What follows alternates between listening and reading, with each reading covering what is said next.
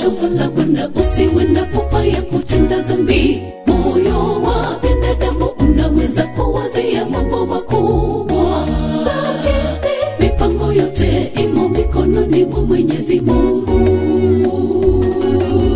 Tulia katika shamba la Bwana, usiwe na pupa ya kutenda dhambi. Moyo wa binadamu unaweza kuwazia mambo makubwa, lakini mipango yote imo mikononi mwa Mwenyezi Mungu.